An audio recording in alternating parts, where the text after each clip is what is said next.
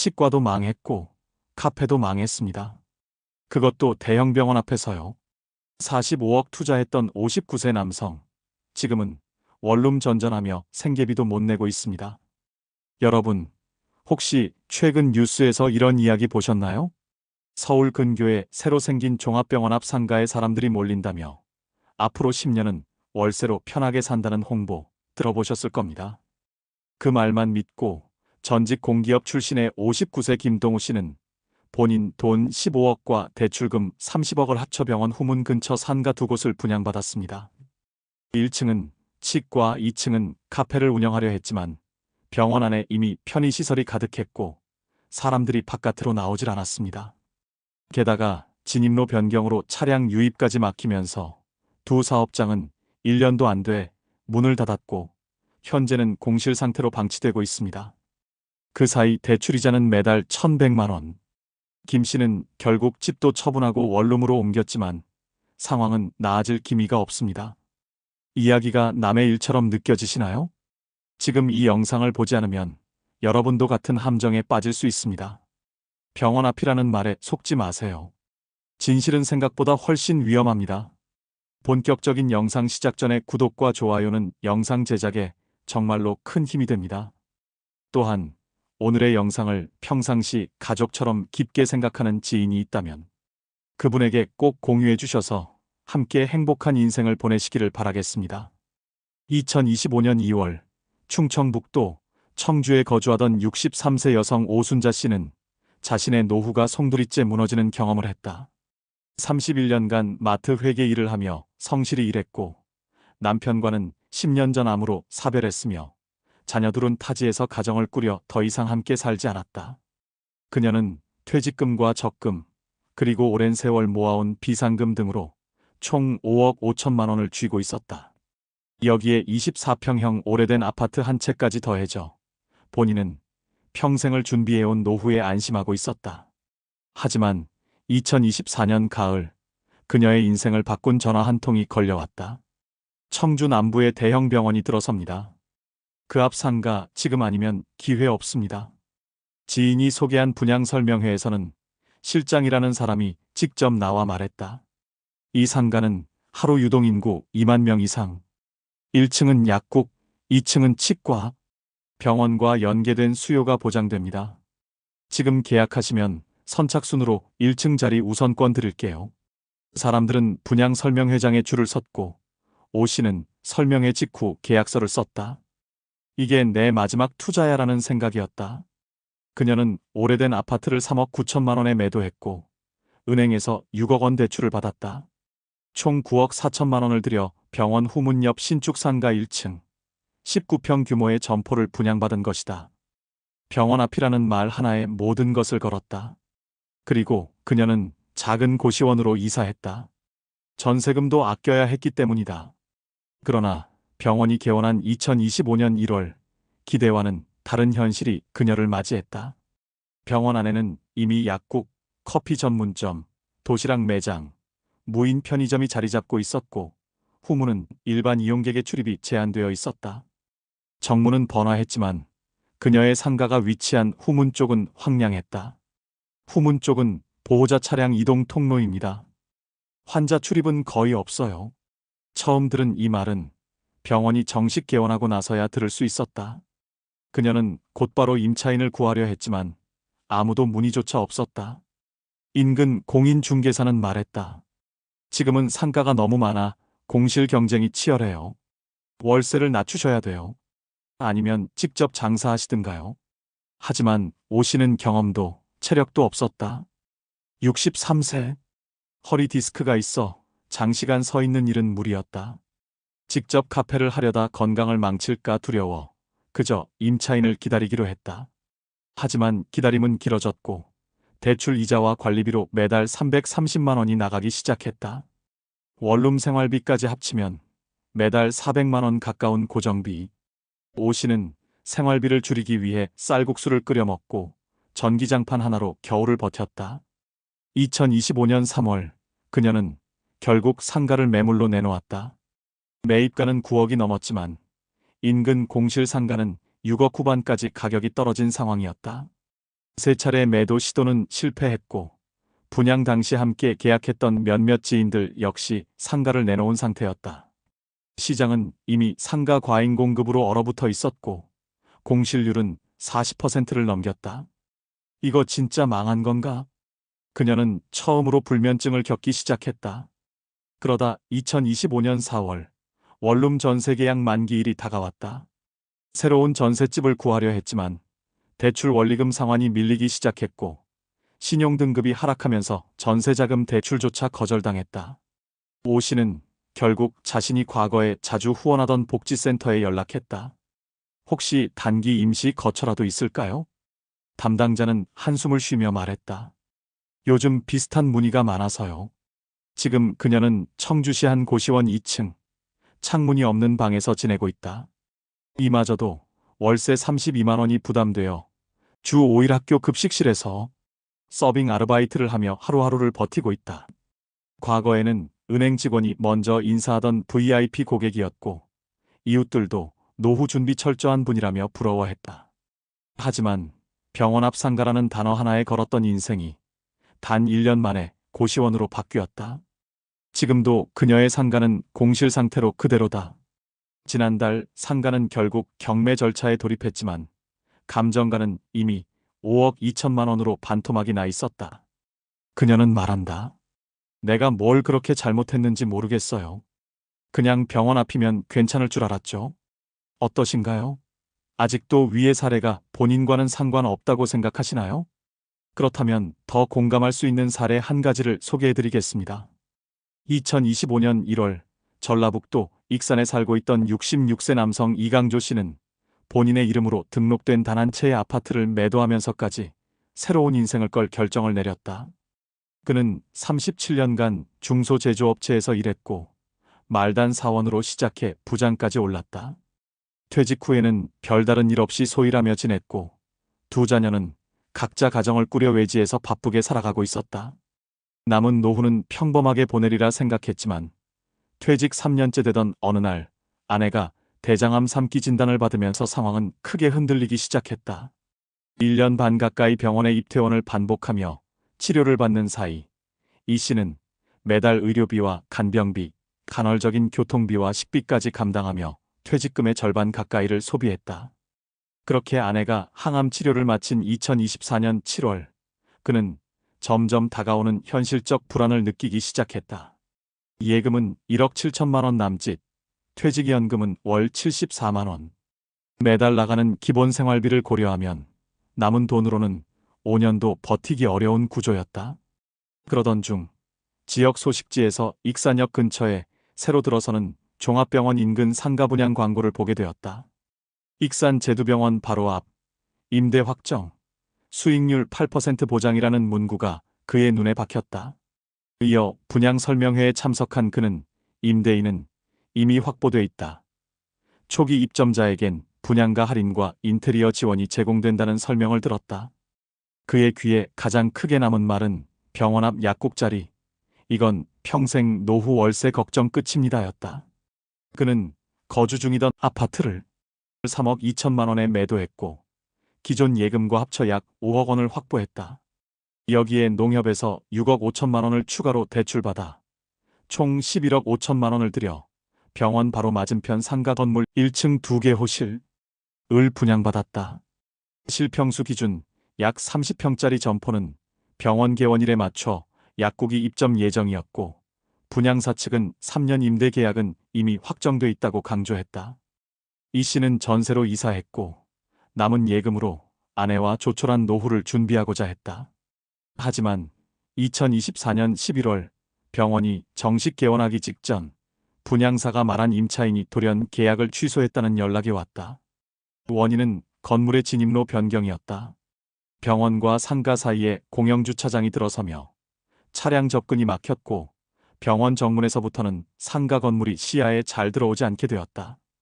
무엇보다 병원 내부에는 자체 약국과 편의점, 심지어 식당까지 갖춰져 있었고 보호자와 환자 대부분은 병원 안에서 대부분의 소비를 해결하고 있었다. 이강조 씨는 다급하게 주변 공인중개사에 중개를 의뢰했지만 돌아오는 말은 현재 유사입지 상가 공실률이 40%입니다. 월세 500만 원 받으시려면 꿈 깨셔야죠였다.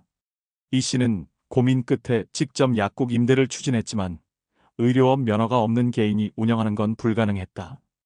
결국 그는 임차인 없이 공실 상태로 상가 두 곳을 껴안은 채 매달 이자 290만 원, 관리비 및 세금 포함 총 370만 원 이상을 부담하게 되었다. 시간이 갈수록 상황은 더 악화됐다. 2025년 2월에는 부인 병세가 다시 악화되었고 추가 검사와 치료가 필요했다. 그는 은행 이자, 연체를 피하기 위해 아내의 병원비 중 일부를 카드 할부로 처리하기 시작했다. 결국 4월이 되자 신용등급은 하락했고 원리금 상환 유예 조치를 신청해야 했다. 한때 명함에 부장직함을 달고 회사를 누볐던 그는 이제 익산시청 앞 구인 게시판에서 노인 일자리를 찾는 상황에 놓이게 된 것이다. 5월 부인과 함께 지내던 전셋집에서도 더는 계약을 연장할 수 없었다. 상가 유지 비용과 아내 병원비, 생활비가 맞물리면서 그는 단독 셋방으로 이사를 결정했고 부인은 요양병원으로 들어갔다. 요양병원 입소 비용은 월 140만 원. 그는 그 비용을 벌기 위해 새벽 청소 일용직, 주말 마트 계산원 아르바이트까지 시작했다. 손이 저릿저릿하고 허리가 욱신거렸지만 지금은 버텨야 할 시기였다. 2025년 1월 그가 분양받았던 상가 두 곳은 결국 경매에 넘어갔다. 최초 감정가는 각각 6억, 5억 8천만 원이었지만 두 차례 유찰 후 낙찰가는 3억 9천만 원, 3억 7천만 원. 총 손실 금액은 원금 기준 4억 이상, 이자와 세금 포함하면 실손은 5억을 넘겼다. 이 씨는 지금도 새벽 4시에 일어나 구청 근처 공원 청소를 하고 저녁에는 병원에 있는 아내를 만나러 간다. 자신이 살아온 인생이 후회스러운 건 아니다.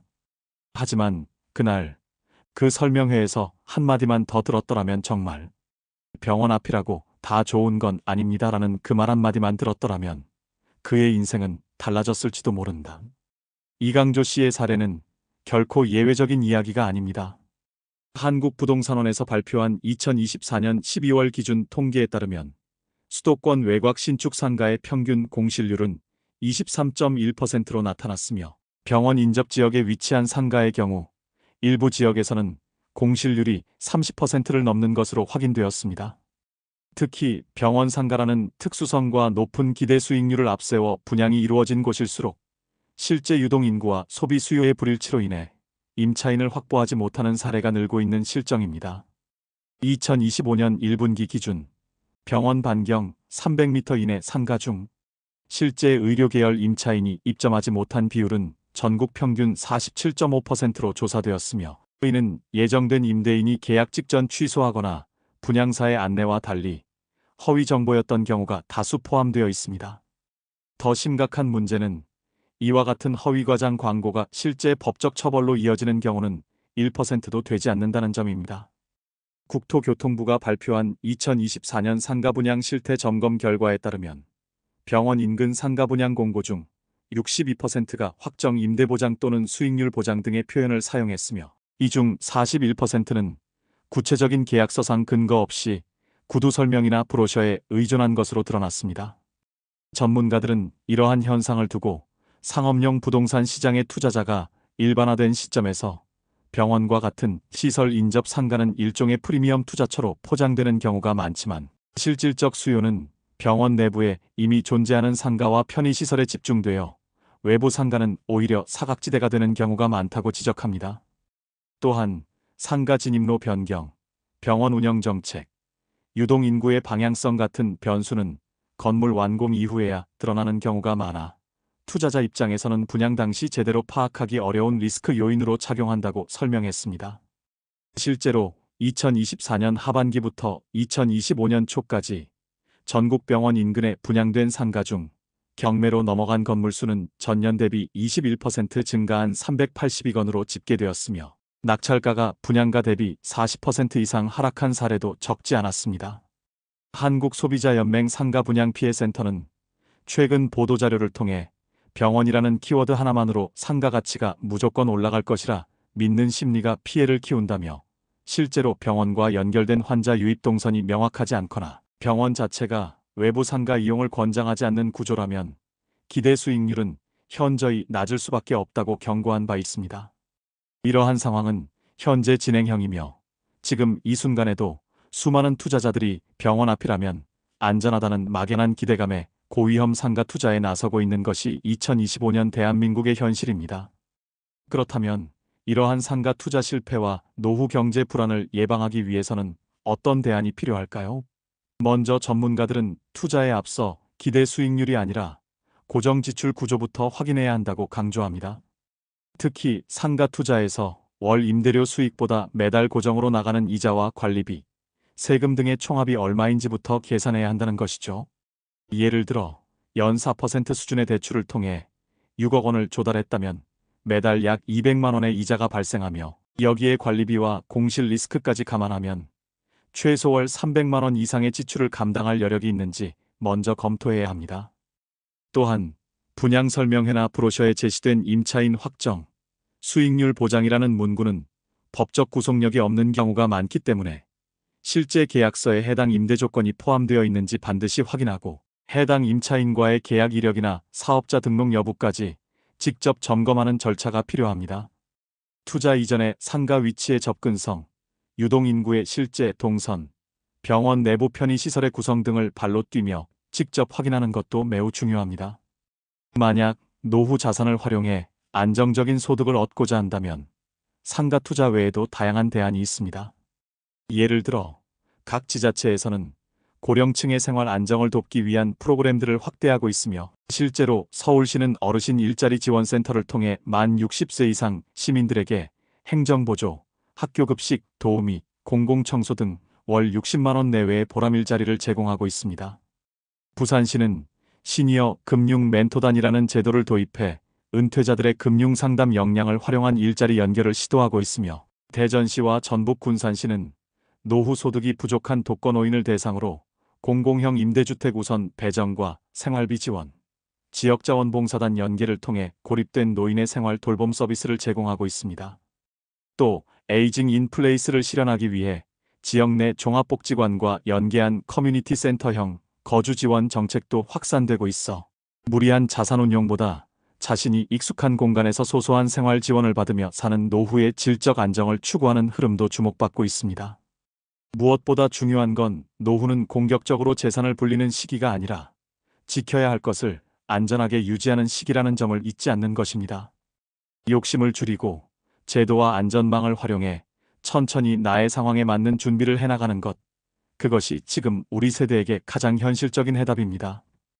햇살 좋은 날 차 한 잔 놓고 앉을 자리가 있어야 한다.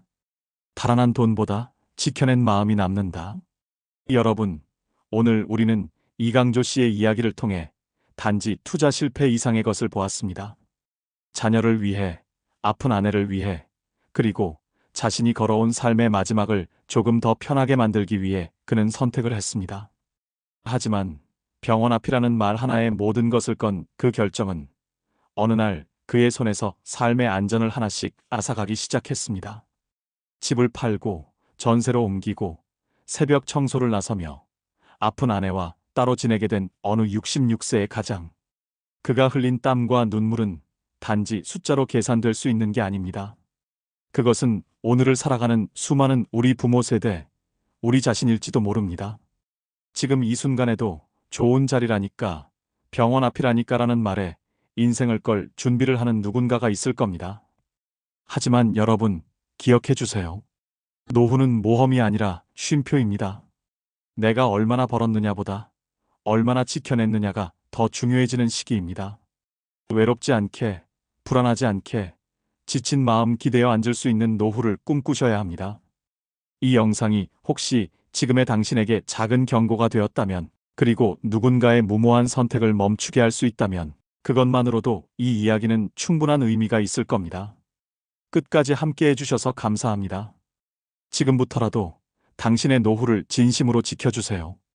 우리 모두 무너지지 않고 존엄하게 살아갑시다.